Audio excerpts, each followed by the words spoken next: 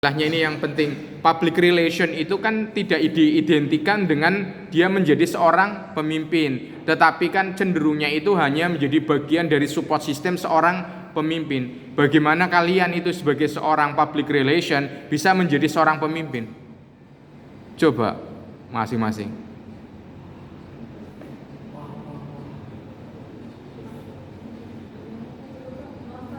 Iya, kan kalian apa istilahnya sebagai seorang public relation, iya kan? Public relation itu istilahnya hanya menjadi istilahnya penambal ataupun hanya menjadi support system, hanya menjadi bagian yang mendukung aja suatu kepemimpinan. Jarang sekali orang public relation ataupun apa istilahnya orang yang bergerak di PR itu menjadi pemimpin yang utama, gitu loh.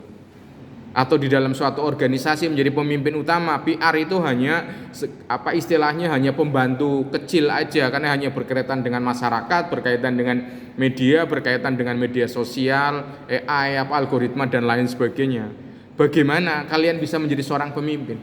Skill apa? Seperti apa agar menjadi yang terdepan? Ini kan siapa yang memimpin di depan? Walaupun ada kata bukannya.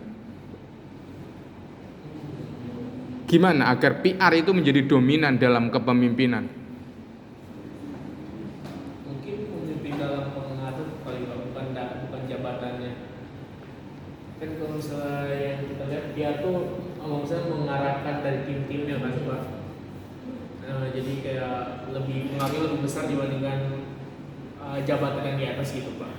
Oh iya, bagus juga. Berarti pengaruh itu justru lebih menjadi suatu hal yang legitimasi dan menjadi sesuatu yang sangat signifikan dibandingkan jabatan ya. Tetapi ketika seorang PR demikian, berarti kan PR itu tidak menjadi orang yang dilihat, tidak menjadi seorang pahlawan, tidak menjadi orang yang apa dilihat citranya oleh publik. Terus apa yang kalian rasakan? Tingkat kepuasannya di mana?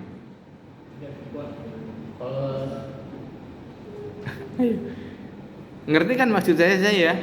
Iya kan? Ada pemimpin, PR-nya yang di belakang, yang mengarahin PR-nya, yang mendesain story-nya PR-nya, yang bikin alur storytelling-nya ya PR-nya. Terus pemimpinnya hanya istilahnya dia hanya wayang gitu ya kan? Tapi yang dapat popularitas kan dia. Tingkat kepuasan kita ya Pak. Iya, tingkat kepuasannya di mana atau tingkat itunya?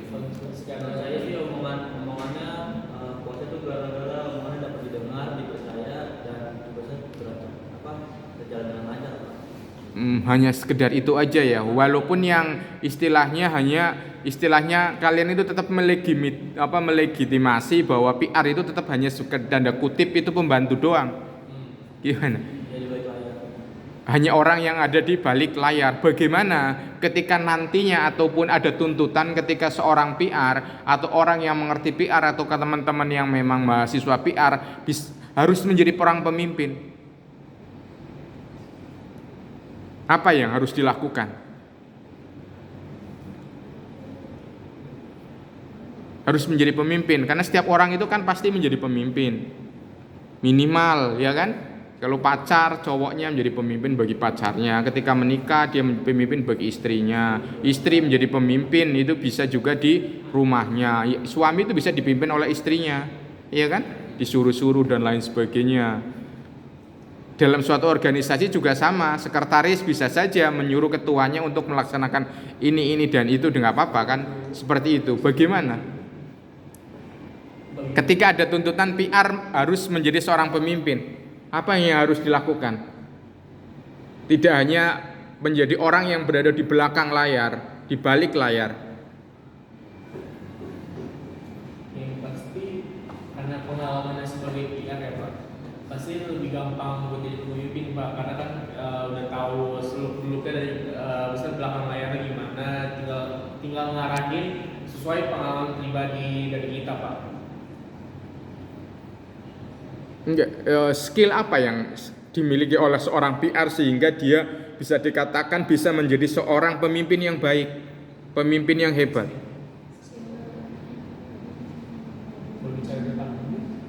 Apa? Public speaking. Dia memiliki public speaking yang bagus.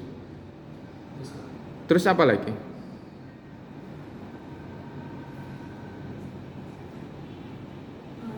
Terus Dia sudah biasa menyelesaikan masalah. ahli dalam problem solving, menyelesaikan berbagai masalah. Terus apa lagi? Pandangannya yang luas. Memiliki pandangan yang luas, tidak hanya mempertimbangkan satu aspek ataupun satu sumber. Terus apa lagi? Kelebihan seorang PR ketika dia menjadi seorang pemimpin. Udah ada belum ya seorang PR yang sekarang itu menjadi pemimpin hebat gitu? Dia punya bisnis hebat, ada nggak ya? Jarang ya, ada nggak ya? Banyak apa banyak? Apa kalian tahu nggak? Siapa aja? Paling hanya dia menjadi pemimpin agensi PR, pemimpin di media. Biasanya seorang PR itu paling hebat ketika menjadi pemimpin itu dia akan menjadi apa? Ujung-ujungnya handal di bidang apa? Selain public speaking, tadi problem solving, handal dalam hal apa? Negosiasi. Apa? Negosiasi. Kan ada mata kuliahnya ya. Lobbying and negosiasi. Apa lagi? Yang kalian lupakan. Yang berkaitan dengan media, dia akan bisa menjadi media darling. Content creator. Ngerti nggak media darling? Media darling itu apa istilahnya, orang yang sangat disukai oleh wartawan. Jadi istilahnya apapun tentang dia itu bisa menjadi berita. Kalau dulu itu kan purbaya ya, apa-apa dikejar terus gitu. Selain itu akan bisa mudah menjadi dari media sosial jadi konten kreator, karena dia akan menjadi istilahnya pemimpin yang memiliki banyak konten. Jadi bukan hanya karena dia memiliki kemampuan editing, jadi dia bisa ngedit sendiri, dia bisa nyusun naskah sendiri, skrip dan lain sebagainya. Terus skillnya seperti apa? Skill yang berkaitan dengan soft skill yang harus diperlukan bagi seorang PR agar menjadi seorang pemimpin. Soft skillnya apa? Soft skillnya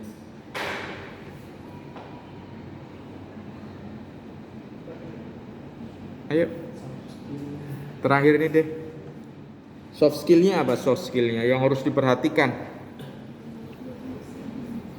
Berwawasan luas, Pak. Iya, tadi kan udah berwawasan luas. Soft skill.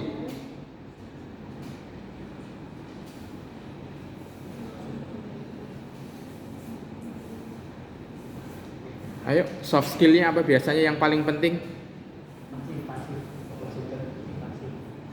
Soft skill. Kemampuan soft skill apa yang harus dimiliki? Kan sering kalau seminar motivasi itu kan sering mahasiswa harus memiliki soft skill selain hard skill, ya kan? Soft skill itu yang menentukan teman-teman bisa berkarir dan eksis di suatu korporasi atau bisa membangun entrepreneurship yang kuat. Apa soft skillnya? Persuasif. Yang mengajak itu Pak. Persuasif, komunikasi yang persuasif, berkaitan komunikasi. Selain itu apa lagi selain itu? Komunikasinya dia bisa persuasif. Terus Emotional intelligence, boleh emotional intelligence. Terus apa lagi? Yang paling penting di era digital, era disruptif yang istilahnya kita tidak tahu apa yang akan terjadi besok. Kemampuan apa?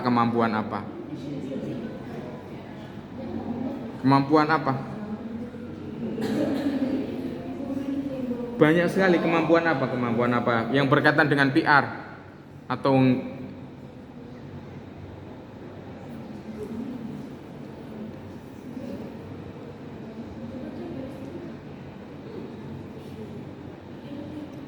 apa aja soft skillnya?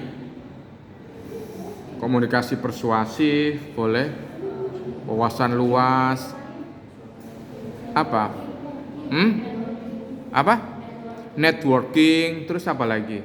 Soft skill yang ada dalam diri. Caranya teman-teman biasanya apa biasanya? Dulu udah sering kemarin pas waktu sebelum UTS apa? Adaptif. Iya kan? Jadi kan kita bicara tentang kepemimpinan situasional. Kepemimpinan situasional itu harus adaptif. Jadi pandai apa namanya? Menjadi menyesuaikan diri dengan lingkungan yang berubah-berubah. Selain adaptif apa? Lawannya adaptif itu sering-seringnya apa? Bukan lawannya, pendukungannya adaptif.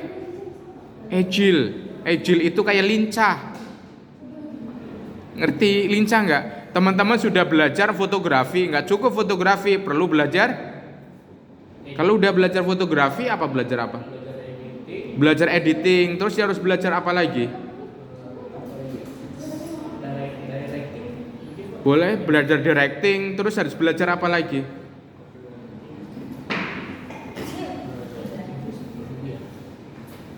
Misalnya belajar video, iya kan? Karena sekarang trennya bukan hanya foto tetapi video. Video nggak cukup, sekarang harus belajar apa lagi? Yang banyak dicari orang misalnya, atau kemampuan skill yang dicari orang.